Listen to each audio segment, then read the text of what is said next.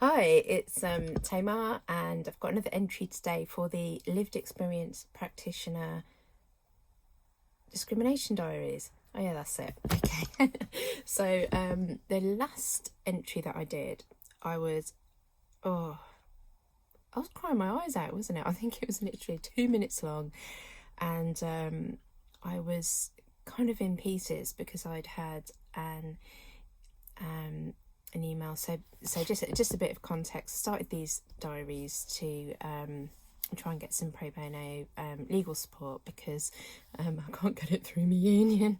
And yeah, I got another email from my union lawyers that was just like confirming, yeah, we're not going to help.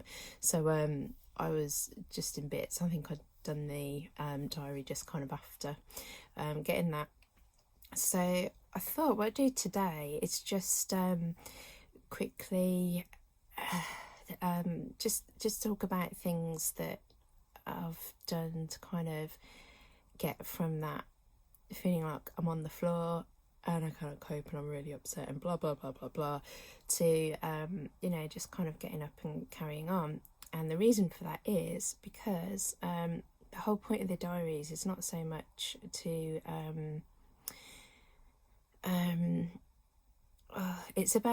it's about discrimination and the issues that we face and trying to document it and the process of trying to really fight against that, and also just document something so that other people that are going through it don't feel alone. And yeah, I think it was yesterday, I was feeling kind of a bit low and feeling a little bit like a knob because I was thinking, who wants to watch these stupid videos anyway? Rah rah rah. And then I got a message from somebody who I don't know. So it's someone over in America who, I think I just met through, it might be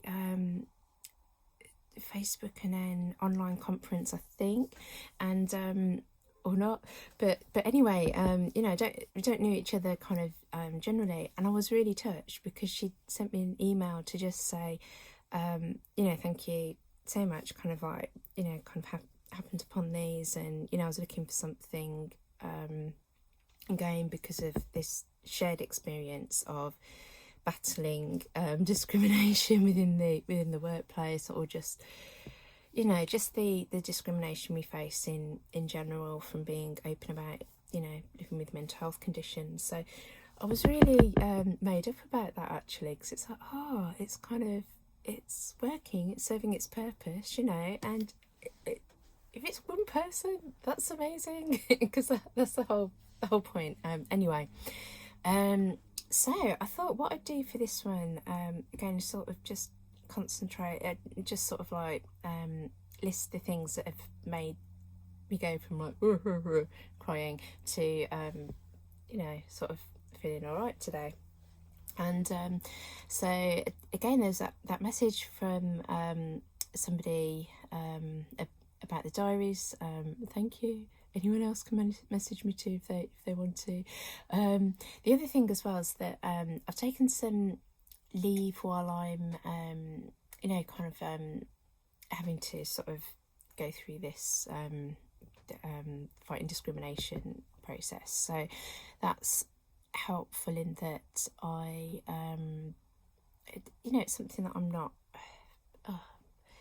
There's kind of like less pressure, so that's helpful. What else have I done? Yesterday I did a load of meditation, and so just really trying to reset my brain rather than continually ruminating, which is something that I do. The other thing that was actually really helpful was I've got a Mad Studies email out. So for people don't know, I run the Mad Studies Birmingham group. Something started up about a couple of years ago. It's basically a few of us meeting up and chatting about kind of mag literature, things that have been written by people with lived experience, etc., etc. So I've got another reminder email out and contacted people, and then suddenly I'm getting this like flurry of people booking on it to come, because it's online at the moment, and there's been a load of new people that have booked on it too. So that's always lovely when there's kind of I don't know, the word spread somehow, and you get a few other people. The other thing as well, and this is where sometimes if you're really struggling in one area, you can get positive energy from other areas. So best way to describe this is that when I'm really struggling with something and battling it, that often gets all of my energy, and of course it sort of sucks it dry. What I'm less likely to do is to think about things that have really helped, or think about work that I've done that I'm proud of, and maybe that has been done in a different context, or a different area, because I'm sure that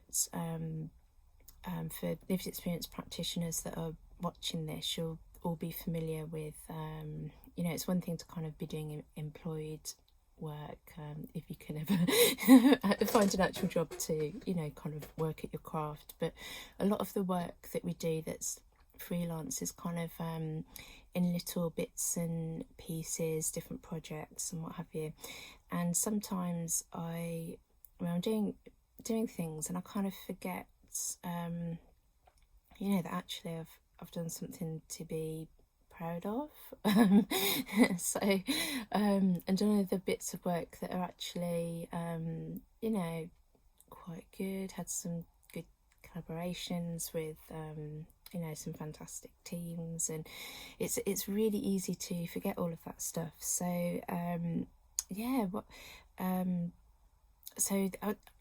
I was thinking about that, and today I had a meeting with someone from university, because we're developing a lecture in it's kind of very open. It's looking at I think essentially it's like their service user involvement type sort of day lecture, and we've put together something that is really fantastic. It's not what you would normally have. We've covered sort of thinking about services from the trying to get people to think about services from the service user perspective. I say the service user perspective, there is no ultimate service user perspective, but also we've included stuff about lived experience practitioner working, which is great, and also getting people to reflect on their own lived experience, because in when you think about mental health and people working in psychology, I think there's an estimate that up to 75% of people who work in that area will have some form of lived experience, either themselves or kind of caring for friends or family. So we were enjoying that. So it was it was a good piece of work. Also, here's another thing that I was quite chuffed at. This is survivor research. This book arrived today. I've got it off Amazon. So although I kind of do survivor research, it always helps to read a little bit about your craft. So I'm quite chuffed about this, because it's by people who are just trying to think, by people let me just find it. It's Mary Nettle, who's one of our Mad Study members, and then all of the other names are people that kind of know or have not exactly worked with, but kind of read their papers and interacted with them. So it'd be really great reading this and just seeing what people what people got to say. So it's fab. So it says that, and then what else? I was just trying to think, and kind of good things that have happened that are that are sort of working related or LXP related. And I was thinking, well, actually, I'm doing several, they're just like kind of bits and pieces, working with steering groups, doing bits of lived experience research. Also, the other thing is it's really, really hard, as you will know, if you're a lived experience practitioner watching this, to really find out about, well, just to be able to apply for lived experience roles.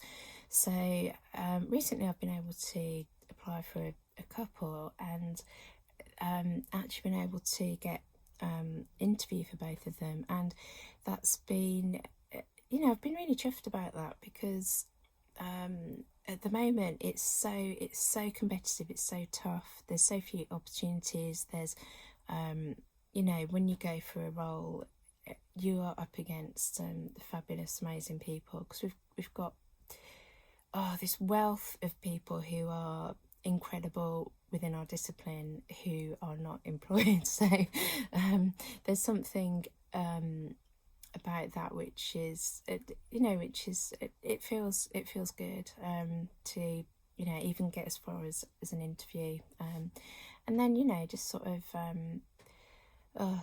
sometimes it does my head in, when people talk about their grateful list or something, but or thankful list, but there's just something where I was trying to think about the the good stuff kind of thing. So yeah, just putting it out there for the people going through similar things, discrimination, what have you. I'm sure that all of you, whether you even if you're being badly discriminated against, or even if you are currently without work, really struggling, I'm sure that each of you have really got something that is amazing inside, or that you've done some really good work previously, even if you are struggling to find it now. So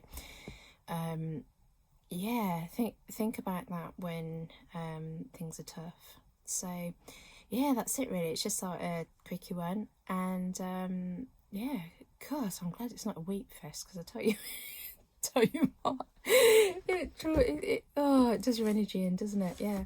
And just hi to anyone who's coming to Mad Studies tomorrow. Anybody can book on Mad Studies, doesn't matter where you are in the world. So if you want to say hello and sort of see me in reality, that's on.